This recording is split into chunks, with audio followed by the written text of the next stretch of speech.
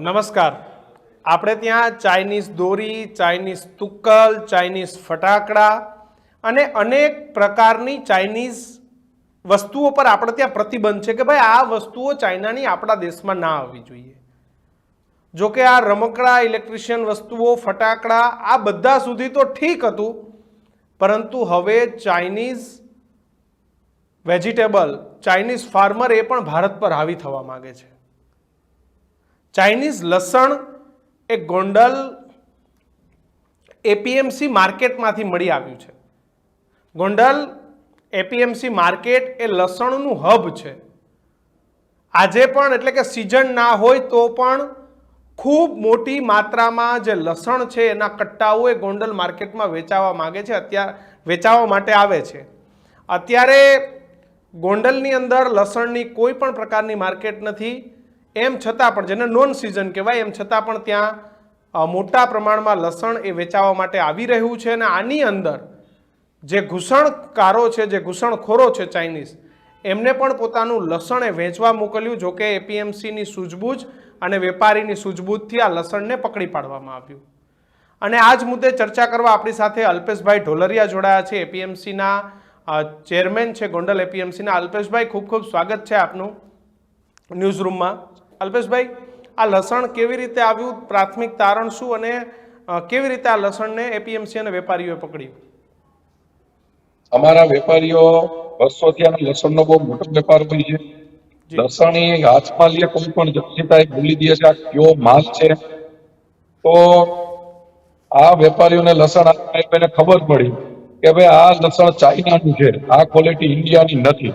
કારણ કે ગોંડલ માર્કેટિંગ યાર્ડની અંદર ખાલી સૌરાષ્ટ્ર ને ગુજરાતમાંથી માલ નથી આવતો, હિમાચલમાંથી આવી છે, કાશ્મીરમાંથી આવે છે, એમપીમાંથી આવે છે. તો જયારે લસણનો આટલો બધો માલ આવતો હોય એ કાયદા અહીંયા અત્યારે ઓછી સિઝન છે તો 7-8 હજાર બોરીનું ઓક્શન હોય, નકર 40-40 હજાર બોરીનું અહીંયા ઓક્શન હોતું હોય છે. તો વેપારીઓને જાણ થઈ, જેને અમને જાણ કરી કે આવી રીતે છે, એટલે અમે તરત, અમને ખૂબ જ આ વાત ઉપર ગૌરવ છે કે આપણી સરકાર ખરેખર આ ખેડૂતોની સરકાર કેને કહેવાય એના માટે મારે વિચાર આવે છે. કાલ સાંજે મેં જાણ કરી, આજે આખી ટીમે અહીંયા તપાસના ધમધમાટ ચાલુ કરી દીધા છે અને કોણે આવી ઘૂસણખોરી કરી છે એના માટેની ફૂલ પેજમાં તપાસ ચાલુ છે. અલ્પેશભાઈ, ચાઇનીઝ લસણ એ પકડાય કેવી રીતે છે?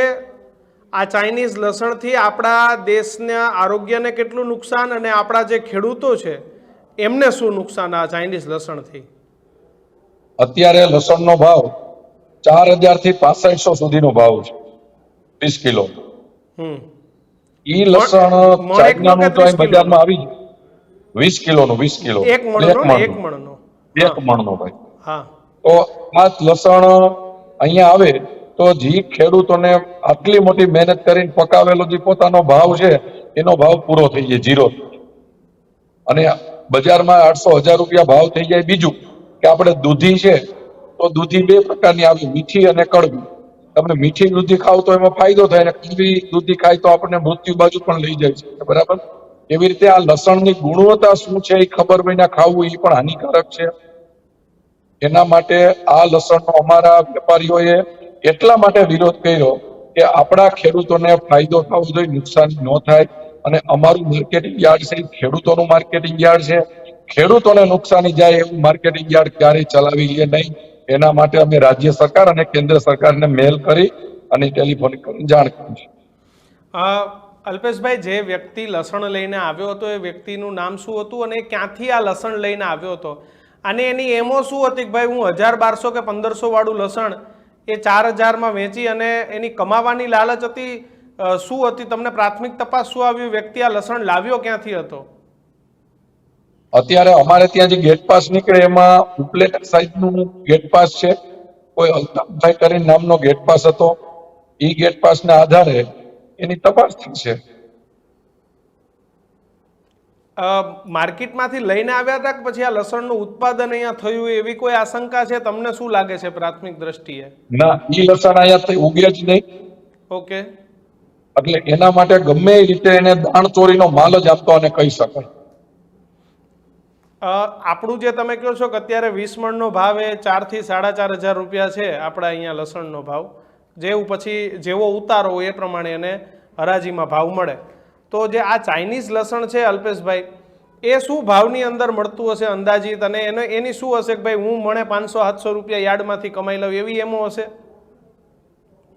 એવું જ હોય, કારણ કે આ માનો કે 20 કિલોના ભાવ 4,000-6,000 હોય, તો હું માનું છું 1,000-1,500 રૂપિયાના ભાવનો માલ અહીંયા આવ્યો.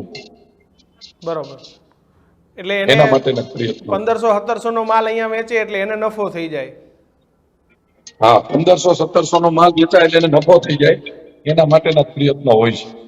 આપણે અત્યારે ગોંડલમાં રોજ એક વ્યક્તિની લાલચ પાછળ આવડી મોટી ખેડૂતોને નુકસાની જાય, એના માટે આ બધા પ્રયત્નો ચાલે છે. કેટલી માત્રામાં આ લસણ મળી આવ્યું છે અલ્પેશભાઈ અત્યાર સુધીની તપાસમાં તમને ત્યાં એપીએમસી માંથી? અત્યારે આ આવ્યું છે અહીંયા 30 બોરી લસણ આવ્યું છે.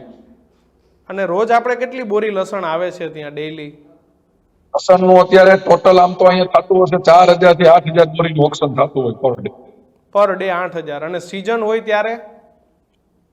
સીઝન હોય ત્યારે 40,000 થી 70,000 બોરીનું ઓક્શન થાય. તો આ જે વ્યક્તિ છે, આપણે એવું માનીએ અલ્પેશભાઈ કે એને એવું હોય કે ભાઈ અહીંયા તો રોજની 8-10,000 બોરી આવે છે, તો આમાં મારી ક્યાં 20-25 બોરી દેખાવાની, એટલા માટે થઈ અને ગોંડલ માર્કેટને ટાર્ગેટ કર્યું હોય? કારણ કે નાના માર્કેટ હોય ત્યાં તો 200-500 બોરીથી વધારે આવવાનું જ નથી. બસ એના માટે જ અહીંયા માલ ઘુસાડ્યો હોય.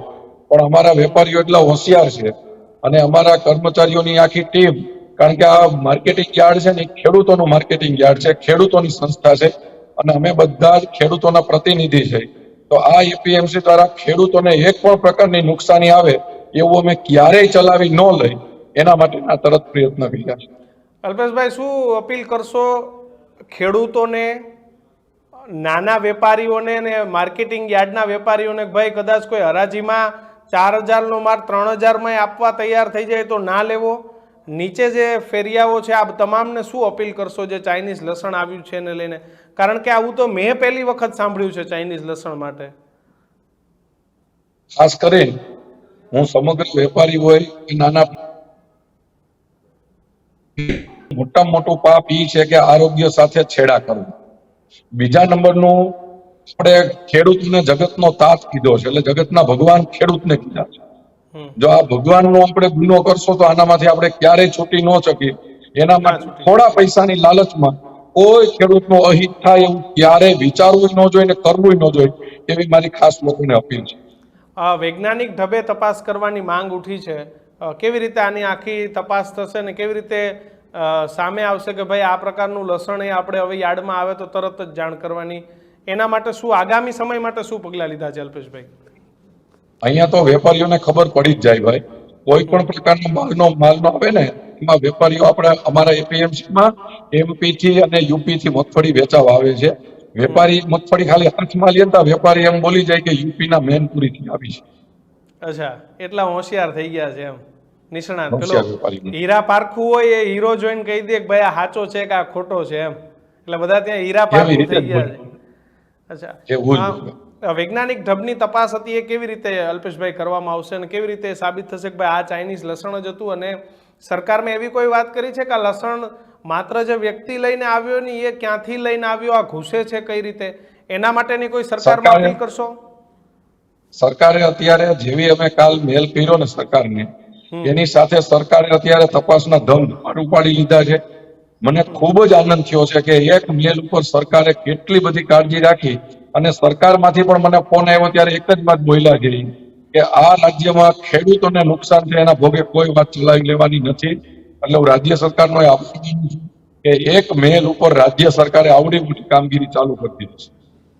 અલ્પેશભાઈ, તમારો તો વ્યવસાય છે, તમને શું લાગે છે આ લસણ કેવી રીતે ઘૂસ્યું હોય? તમને કઈ અંદાજો આવે છે કેવી રીતે આ લસણ અહીંયા સુધી પહોંચ્યું હોય? પ્રતિબંધિત લસણ એ કેવી રીતે પહોંચ્યું હોય? તમને કોઈ પ્રાથમિક અંદાજો આવે છે? કારણ કે તમે તો વર્ષોથી એપીએમસી અને ત્યાં લસણ પ્રાથમિક અંદાજો ન આવે, એવો તો કઈ પ્રાથમિક અંદાજ ન આવે, પણ અમે એટલું કહી શકીએ કે આ કાયદેસર દાળ ચોરીનો માલ ગણાય. બિલકુલ.